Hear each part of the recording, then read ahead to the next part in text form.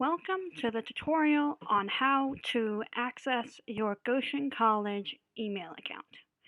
Goshen College has created an email account for you to complete the admissions process and use as a Goshen College student.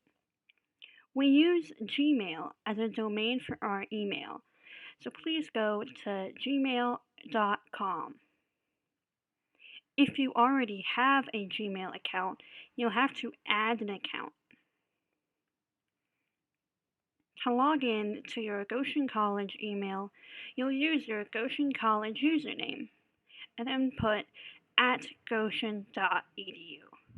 For example, if your username is bsmith, then your email is bsmith at goshen.edu.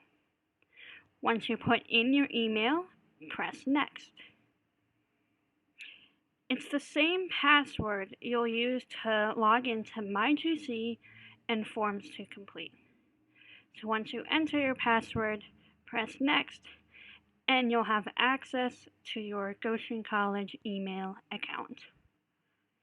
If you need help with your username and password, please contact your admissions counselor or email admissions@goshen.edu and we'll help you.